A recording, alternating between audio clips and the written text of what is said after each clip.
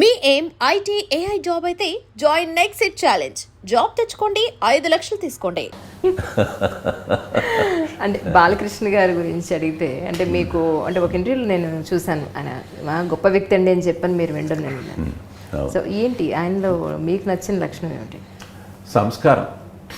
అంత గొప్ప వ్యక్తి, అంత కోటీశ్వరుడు, పుట్టుకతో సహా మరి ఆయన పెద్ద ఆయన ఇప్పటికీ చూడగానే గబుక్కని లేచి నిలబడి ఓం నమ శివాయ అంటాడు. అంటే నాకు శివుడు అంటే ఇష్టం అని ఆయనకు కూడా తెలుసు. ఇద్దరు మాత్రమే, ఒక భరణ ఒకడు, తనిఖీల భరణి, ఓం నమ శివాయ అని పలకరించుకుంటాం మేము. బాలయ్య బాబు కనపడ్డా ఓం నమ శివాయ, ఓం నమ శివాయ, ఓం నమ శివాయ, ఓం నమ శివాయ, ఓం నమ శివాయ 5 సార్లు అనాలి అంటాడు ఆయన. చిన్న పిల్లవాడి మనస్తత్వం. లేచి నిలబడ్డం ఏంటి, నేనేమిటి, ఆఫ్టర్ ఆల్ ఎవరో షూటింగ్లో సమరసింహారెడ్డి షూటింగ్ జరుగుతుంటే మొత్తం పెద్ద గ్రూప్ ఉన్నారు, మధ్యలో షార్ట్స్ జరగాలి, ఒకటే కూర్చి ఆయనకి వేశాను. నేను వెళ్ళా, ఎంటర్ అయ్యా షార్ట్ చేయాలి. గబక్కలు లేచాడు, కూర్చోండి గురుగారు, కూర్చోండి గురుగారు అంటాడు ఆయన. కూర్చోండి, లేదు బాబు మీరు కూర్చోండి అయ్యంట. నాకు యాక్షన్ సీన్స్లో అసలు కూర్చోలేను నేను, నుంచుంటే కానీ నాకు హుషారు రాదు. కూర్చోండి అంటే ఏదో ఒకటి చెప్పి నన్ను బలవంతంగా కూర్చోబెట్టాడు. నేననే కాదు, ఎవరైనా సరే అంత మర్యాద, అంత మన్నన ఇస్తాడు. It's great. చాలా ఆ సంస్కారం అన్నమాట ఆయనలో గొప్ప. అంత పెద్ద కుటుంబంలో పుట్టాను, అంత పెద్ద హీరోని, అంత ధనవంతుడిని, ఏ క్వశ్చన్ లేవు ఆయన. భోళా మనిషి, వడవడు చెప్పేస్తాడు అనమాట. అదని ఇదని, నేను చిన్నప్పుడు ఇలా చేశాను, చిన్నప్పుడు అలా చేశాను, అన్నీ చెప్పేస్తుంటాడు. ఇంకా ఏంటంటే ఆయనకి ఒక హ్యూమన్ కంప్యూటర్ ఆయన.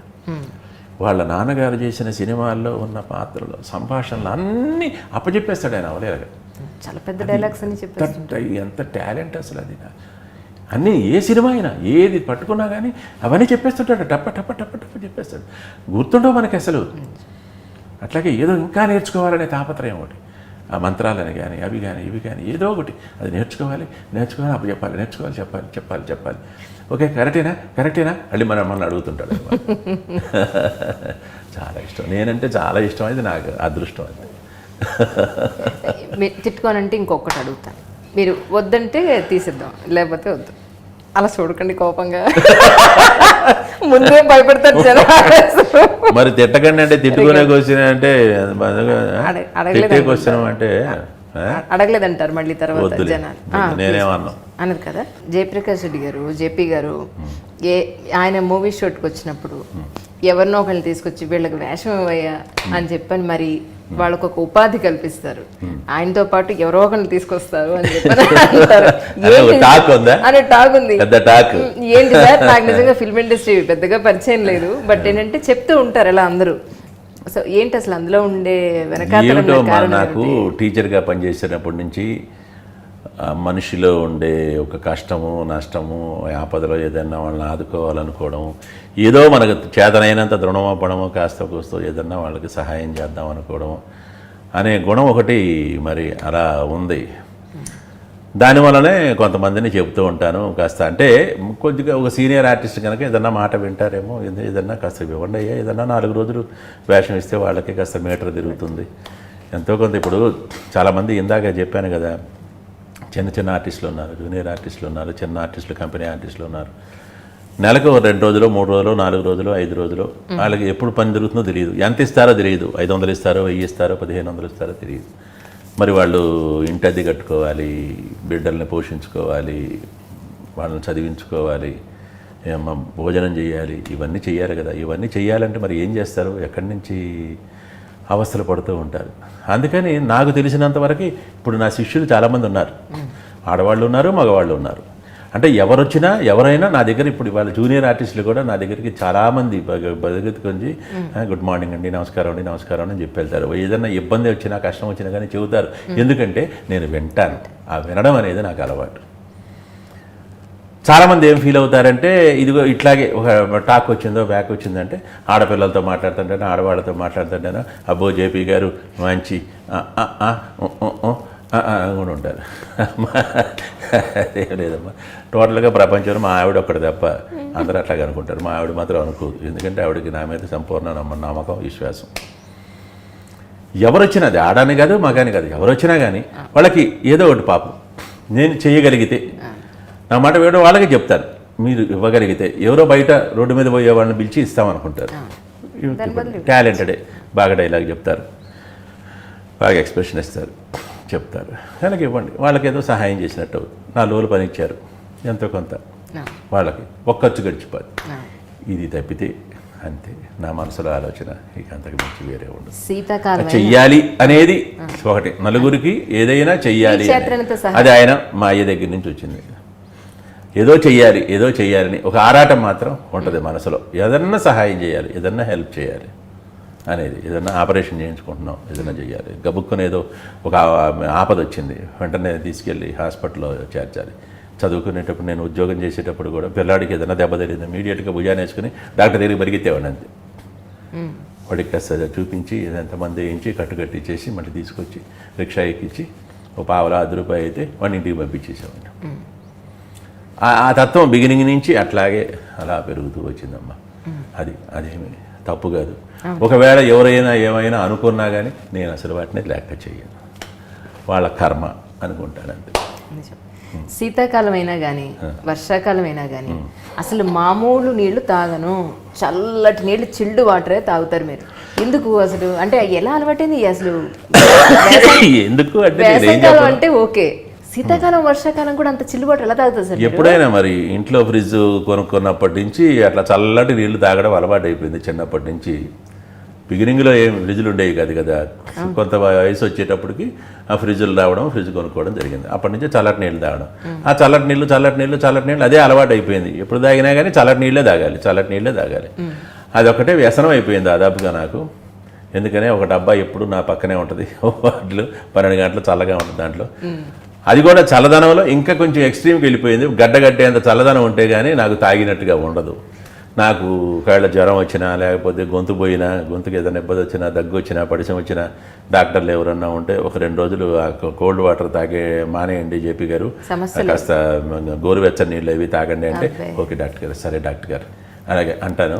యువతలకు వచ్చి మళ్ళీ మామూలే, అయ్యో గోరువెచ్చని నీళ్ళు నా వల్ల ఎక్కడ అవుతుంది, కాదు గోరువెచ్చని తాగుతా, మామూలు మోస్తరు చల్లగా ఉన్నాయి తాగండి అన్నా కూడా దాహంతో అలాగే తాగలేనమ్మా, కష్టం, ఎట్లా అలవాటు అయిపోయింది అంతే. ఒక్కొక్క శరీరానికి అట్లా అలవాటు అయిపోయింది. నేను గమ్మత్ ఏంటంటే నువ్వు నవ్వుతావు. ఇప్పుడు ఒక 2 రోజులు టోటల్గా కరెంటు ఫెయిల్యూర్ అయిపోయి ఫ్రిడ్జ్లు పనిచేయక మామూలు నీళ్ళు తాగాల్సి వచ్చిందమ్మా. వెంటనే 3వ రోజు గొంతు పోయింది నాకు. అయ్యో, చిల్లు వాటర్ తాకపోతే గొంతు పోద్ది నాకు. అది మరి అంతే కదా, మనం ఏ రకంగా అలవాటు చేస్తే ఆ రకంగా తయారవుతుంది అంతే కదా. రకరకాలు కొంతమంది మరి ఆ బెంగాల్లోనూ వాళ్ళు స్వీట్లు, మార్వాడీలు కూడా స్వీట్లు తెగ తింటుంటారు, తింటూనే ఉంటారంట. మరి వాళ్ళకి ఏమవుతుంది, వాళ్ళకి ఏం షుగర్లు వస్తాయి, వచ్చేవాళ్ళకి వస్తాయి అనుకో, తర్వాత సంగతి. అట్లాగే అలవాట్లు అంతే, చిన్నప్పటి నుంచి కొన్ని అలవాట్లు. రాయలసీమలో మరి పని చేసేవాళ్ళు, కాయ కష్టం చేసేవాళ్ళు జొన్న రొట్టె, గొడ్డుగారం వేసుకొని తింటారమ్మా. అట్లాగే పచ్చిమిరకాయలు, ఒట్టి పచ్చిమిరపకాయలు, దాంట్లో ఇంకేమి చింతపండు ఏమి ఉండవు. అవి బాగా నలిచేసి కొట్టేసి ఆ బండ మీద కొట్టేసి ఆ పచ్చిమిరపకాయలు తొక్కు అది వేసుకొని తింటారమ్మా. వాళ్ళకి ఏ గ్యాస్ ట్రబుల్ దగ్గర చేరుతుంది, ఏమి చేరవే. ఎందుకంటే తెల్లవారుజామున 4 గంటలకు లేచి 5 గంటల నుంచి పొలాల్లో ఉంటారు, నెక్కలు ఆడుతుంటారు, చెమట్లు కారుతూ ఉంటాయి వాళ్ళకి. ఏం జరుగుతుంది? ఏమీ జరగదు. కేవలం అలవాటు అంతే. అలవాటు ఒక చోట. మనం ఏదైనా ఒక పూట 2 పూటల జొన్న రొట్టె తిన్నాం అనుకో, ఏమిటో ఇబ్బందిగా ఉంటుంది, కడుపులో ఏదో బాధగా ఉంటుంది. మరి జొన్న రొట్టెతోనే బతికేవాళ్ళు ఉన్నారు. అలవాటు అంతే. అట్లాగే ఆ చిల్డ్ వాటర్ లేకపోతే నాకు నడవదు అంతే. నాన్నగారిని చూశారు, నాన్నగారిది మంచితనం, మంచి అలవాట్లు కొన్ని మీరు అలవర్చుకున్నారు. ఉండి లేక అలవాటై కావాలని అలవర్చుకోవడం కాదు, అలవాటైంది, పని మీ బ్లడ్లోనే ఉందనుకుందాం. అలాగే మీకు వచ్చి రాని జీతంతో ఆర్థికంగా ఎన్నో ఇబ్బందులు పడ్డారు. అలాగే ఈ రోజున అవన్నీ తీర్చేసుకుని, ఎవరికి రుణం లేకుండా చేసేసుకుని ఒక కంఫర్టబుల్ లైఫ్ని చూస్తున్నారు. మీ 70 సంవత్సరాల్లో ఈ లైఫ్ ఏమనిపిస్తుంది? ఇంకా ఏం కావాలనిపిస్తుంది మీకు? ఇంకేమీ కావాలనిపించట్లా. ఎంత సింపుల్గా కావాలనిపించట్లేదు ఎంత చెప్పినా కానీ. అంటే మామూలుగా ఆర్టిస్ట్గా ఒకటి ఏంటంటే ఆల్రెడీ సీరియస్ వేషాలు చేశాను, తర్వాత ఏమో కామెడీ వేషాలు చేస్తున్నాను. కామెడీ వేషాలు కూడా ప్రజలు అంగీకరించారు, అందరూ లైక్ చేస్తున్నారు కనుక డైరెక్టర్లు కూడా ఇస్తున్నారు, ప్రొడ్యూసర్లు ఇస్తున్నారు. ఒక సెంటిమెంటల్ ఎమోషనల్ క్యారెక్టర్స్ చేస్తే బాగుంటుందనే ఒక కోరిక ఉంది నాకు. అందుకే చాలామంది డైరెక్టర్లు కూడా చెప్తున్నాను, సెంటిమెంటల్ క్యారెక్టర్స్, తాతలో తండ్రులో ఇమోషనల్ క్యారెక్టర్స్, ప్రేక్షకుల కంట్లో నీళ్లు తెప్పించగలిగే క్యారెక్టర్స్ చేయాలనే ఒక కోరిక నాకు ఒక ఆర్టిస్ట్గా. అట్లాగే ఇంకా మామూలుగా మనిషిగా ఏమిటంటే ఇంకా నేను ఎంతో కొంత ఎవరికో కాస్త ఇంకా నా బిడ్డలకి ఏదో నేను చేయాలి, వరగ చేయాలనేది లేదు. ఎవరికైనా కాస్త కోస్తో హెల్ప్ చేయగలనా, ఎంతైనా సహాయం చేయగలనా, ఆ సహాయం చేయడానికి నాకు కాస్త శక్తి తండ్రి అని నా పరమేశ్వరుని ఎప్పుడూ ప్రార్థిస్తూనే ఉంటాను. ఆ తర్వాత ఫైనల్గా ఆల్రెడీ మన శాస్త్ర ప్రకారం, మన సాంప్రదాయం ప్రకారం రాసేసే పెట్టి ఉంటాడు, బ్రహ్మ రాసేసే లిఖితం రాసేసే ఉంటాడు, పలానాప్పుడు పలానా టైంలో పలానాప్పుడు వెళ్ళిపోతాడు. ఆ వెళ్ళిపోవడం అనేది కూడా రాత్రి పడుకున్న తర్వాత తెల్లవారు లేచేటప్పటికి అరే పోయాడే అనుకునేటట్లుగా అనుగ్రహించు స్వామి అని కూడా ఆయనకి దండం పెట్టుకుంటాను. అంటే ఎవరిని ఇబ్బంది పెట్టకుండా, ఎవరిని కష్టపెట్టకుండా, మంచం మీద పడుకొని నలుగురు వాళ్ళ చేత సేవలు చేయించుకోవడం, వాళ్ళని ఇబ్బంది పెట్టడమే అవుతుంది కదా. వాళ్ళు నిజంగానే ఇష్టంగానే చేయొచ్చు, కానీ ఇబ్బంది పెట్టకూడదు అనేది నా ఉద్దేశం అన్నమాట. బెనర్జీ గారు నా వల్ల ఎవరికో ఒకళ్ళకి కాస్త కోస్తో సహాయం జరుగుతూనే ఉండాలి నాకు శక్తి ఉన్నంత వరకు. అలాగే నేను ఎవరికీ ఇబ్బంది పెట్టకూడదు, ఎలా వచ్చానో అలాగే అనేది బెనర్జీ గారు ఫాదరు. అలాగే రాత్రి పడుకుని పొద్దున తలుపు కొట్టేటప్పటికి అసలు తీయడానికి కూడా చాలా మంచి ఆర్టిస్ట్ ఆయన, రాఘవయ్య గారు. ఆయన అలాగే పోయారు పాపం. ఆయన మాకు పూసల గారికి బాగా మంచి స్నేహితుడు ఆయన, వస్తుండేవాళ్ళు. అంత వయసు ఉన్నా కానీ మంచి ఎనర్జెటిక్గా, చాలా ఉత్సాహంగా బాగా ఉండేవారు ఆయన. మెట్లు ఆయన ఎక్కేవారట, ఒక పన్ను కూడా లేదని చెప్తున్నారు మొన్న. మేమే సిగ్గుపడుతుండేవాళ్ళం, అబ్బా మాకు మోకాళ్ళ నొప్పులు అవే అని చెప్పేసి. మాకంటే ఎక్కువ వయసు ఉన్న ఆయన చాలా సరదాగా జోబియల్గా చాలా ఉత్సాహంగా వచ్చేవాళ్ళు, తిరిగేవాళ్ళు. And for more videos, Please subscribe to iDream. Please subscribe to iDream. Please subscribe iDream. And please subscribe to iDream. For more videos, subscribe to iDream.